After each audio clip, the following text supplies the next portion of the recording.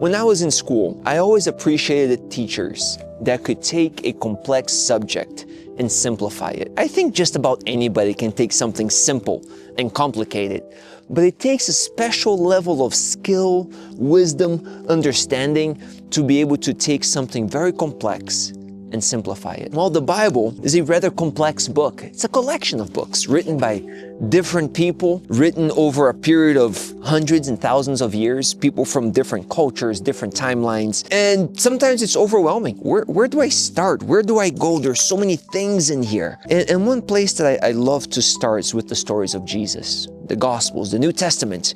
And the book of Matthew is the first one. And one of the things that I appreciate about the writings of Jesus, or the sayings of Jesus, is that he is someone who had a good understanding of the entirety of the Bible. He understands what's really important. He understands the heart of God. And he has a way of simplifying and making practical things that we tend to get confused about. I remember one story in particular recorded in Matthew chapter 22, starting with verse 34. The Pharisees, the religious leaders of the time, they had been trying to trap Jesus. And they finally figured out a question. They thought, this one, surely he will not be able to answer. And the question was, "Teacher, which is the great commandment in the law?" This is Matthew 22:36. Now, why is this question so hard? Well, you have the entire Old Testament. It's full of laws and instructions. How can you possibly choose one? How can you put one above another? How could you summarize this whole thing and simplify it? They thought this was an impossible task. This is something people have been arguing over for, as long as the Bible has been around. Yet Jesus had a masterful way of explaining this.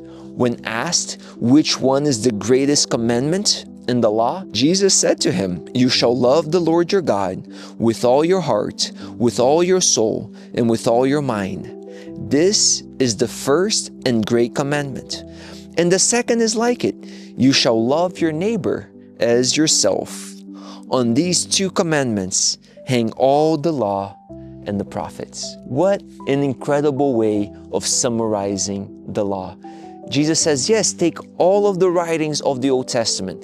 Take everything that Moses wrote down, the history, their interactions with God, all the guidelines. And he says you can summarize it all in saying, love God above everything else with all your heart, with all your soul, with all your strength, with all your mind, and then love your neighbor as yourself. But could it be this simple? Really? Summarize this whole book in two simple commandments: love God above everything else, and then love your neighbor as yourself. Some people may call this a cheap gospel or a watering down of the Bible, but I would disagree. These are the words of Jesus after all. So I don't think that Jesus made a mistake. I don't think anybody would claim that, but the way people talk sometimes, it's almost as if they're hinting at that. I think the challenge is we don't understand love. We don't know what it means to love God with all of our heart, with all of our mind, with all of our soul, with everything. And a lot of us, let's be honest, we don't love ourselves that much. So loving our neighbors as ourselves doesn't necessarily mean that much love, right? That much compassion. How compassionate are you with yourself, with your mistakes? What's your self-talk like? So because of our human experience, we downgrade Jesus' words. We miss what he meant by what he said, and we interpret it through the lens of our experiences, and it seems too simple, too easy. So how do we solve that? I think the solution is we continue to study the Bible. It's kind of like going on a hike. You're looking at the flowers, you're looking at the fall colors, you're looking at the mountains and the clouds, and you're enjoying the sunshine, and you're listening for the sound of nature, and you're just on this journey, appreciating, learning. And sometimes it's easy, and sometimes it's harder. Sometimes the weather is just perfect. Sometimes it's rainy or cold or too hot. Sometimes it's the best time of your life, and you feel strong and energetic, like you could walk for days. And sometimes you're exhausted, and you can't wait to stop. And when is this hike gonna end? So what I mean by all of this is that as we study the Bible, as we continue to read about the life of Jesus, what He did, how He lived, the writings of others here in the Bible, we begin to get a clearer picture of what Jesus meant by what He said. For example, Jesus was not creating some new commandment, inventing something brand new. Jesus was quoting from Deuteronomy 6:5, is where God tells Israel that to love Him with all of their hearts, where it's talking about loving our neighbors as ourselves. God had been telling His people this for years. So Jesus is not saying something new. He's still helping us understand, still helping the children of Israel understand in this specific context what God has been trying to tell them from the very beginning. God's plan always was for us to love Him supremely above everything else and our neighbors as ourselves.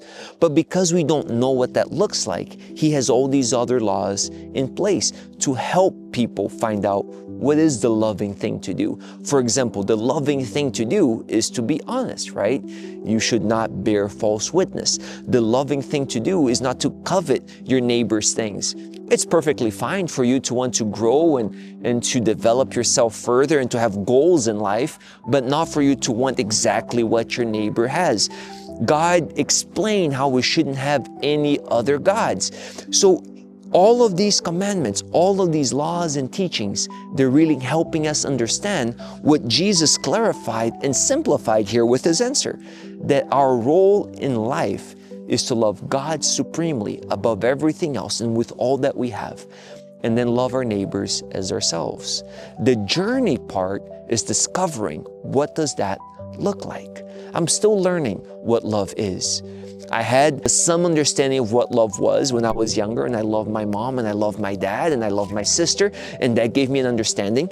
As I got older and I got married, well, now I love my wife, and that's a slightly different kind of love.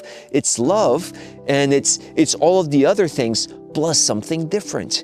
And now I have children, and I love my children, and that's different than any other love that I've had. So through life, whether you have a pet, whether you have a best friend, whether you have a favorite activity that you love, in all of these things, we're still exploring, discovering what love is all about.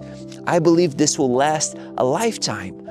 But the Bible also has some great insights that help us grow in our understanding of not only what love is, but what does loving God look like, and what does loving my neighbor as myself look like? One of the ways that we can understand what Jesus meant a little bit better is by actually looking at the passages that He was quoting. So one of them was Deuteronomy chapter 6. So when we read it in its context, we get an idea of what Jesus was referencing. So it says, "Now this is the commandment, and these are the statutes and judgments which the Lord your God has commanded to teach you, that you may observe them in the land which you are crossing over to possess." So this is interesting.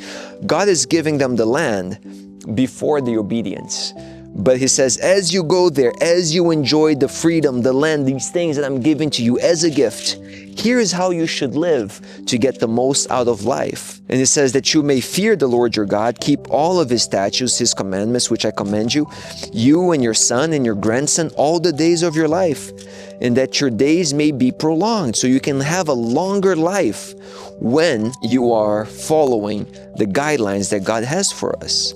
Therefore, hear, O Israel, and be careful to observe it, that it may be well with you, that you may multiply greatly, as the Lord God of your fathers has promised you, a land flowing with milk and honey. And then we get to the words that Jesus was quoting. Hear, O Israel, the Lord our God, the Lord is one. You shall love the Lord your God with all your heart, with all your soul, with all your strength. And these words which I command you today shall be in your heart. Jesus meant that for us to understand the love of God means for us to have God's guidance, right? His instructions in our heart. You shall teach them diligently to your children. You shall talk of them when you sit in your house, when you walk by the way, when you lie down, when you rise up. You shall bind them as a sign in your hand. They shall be as frontlets between your eyes. You shall write them on the doorposts of your house and on your gates. The idea here is not to literally just write it everywhere, but to have it as a part of your home, to have it as a part of your conversation, your interactions with your children, with others. When you come into your home, there's that reminder of God's guidance and God's protection and how God provides. So the law and the love for God, it's not just about rules. It's about an understanding of who God is. It's about living our lives in a way that we're always keeping in mind our connection with God, what He has done for us, what He promises to give us, what He promised to give to our fathers. And then we pass this on to our children. And then this is how we grow. This is how we get to know God. This is part of what it means to love God above everything else, with all of our heart, with all of our soul, with all of our strength. Jesus is giving us a hint by quoting from the Old Testament. And when we familiarize ourselves with the story, with what God did for Israel and how He blessed them and provided for them, we become more aware of God's love for us, what He's willing to do for us. And this is all part of that journey, of that hike, where you're learning and growing, but it's all seen through the lens of love. It's all understood as an expression of love for God. This is not behaving trying to receive love. This is not me trying to be worthy of God's love. This is me understanding how big, how deep, how wide God's love is, and then the impact that that has in my life. As I reflect on it, it shapes me by love, not by my efforts, but by what God has started and what He continues to do in my life. So I shared some things about loving God. I shared about the Old Testament and the law and how it's not just a list of rules, but rather the interactions that God's people have had with Him throughout the years. But I wanted to share something also from the New Testament. Paul summarizes and expands a little bit. So he repeats and expands a little bit in the words of Jesus, and this is found in Romans chapter 13, verse 9. In Romans 13, verse 9, it says the following. I'll start with verse 8. Owe no one except to love one another, for he who loves another has fulfilled the law. So here is Paul in the letter to the Romans repeating what Jesus said earlier. Verse 9, for the commandments, you shall not commit adultery, you shall not murder, you shall not steal, you shall not bear false witness, you shall not covet. And if there is any other commandment, are all summed up in the saying, namely, you shall love your neighbor as yourself. The same words that Jesus spoke, quoting from Leviticus. Love does no harm to a neighbor. Therefore, love is the fulfillment of the law. As we continue on our journey, as you continue on this hike, right? As you continue through life, through the study of the Bible, making friends, growing old, gaining experience, we continue to learn and to develop and to grow in our understanding of what love is. In a practical sense, what does it mean to love God with everything that I have in all of my being? And then what does it mean for me to love my neighbor as myself? And even for me to learn to love myself is a journey. But it's okay. We're not in a hurry. It's not about getting the answers quickly. It's about maturing in love. It's not about figuring all of this out right now, immediately. It's about staying engaged, staying in the journey, learning from God and from life experiences what exactly Jesus meant by His words. What does the Bible mean through all of these stories and these commands and these teachings? But now at least we know that we should interpret all of it in light of love, in light of Jesus' sacrifice on the cross, in light of God's providence for us and His plans for our lives. we know that God wants what's best for us. We know that His guidelines are ways to protect us from the harms and the evil that exists in the world. And we know that by following God, by studying and learning about the life of Jesus, by being familiar with the teachings of the Bible, this is how we grow in love, we grow in our relationships, and we discover what life more abundant is all about. It is a gift from God, but it's something that we grow into as we walk with Him and as we develop our relationship. May God bless you on your journey.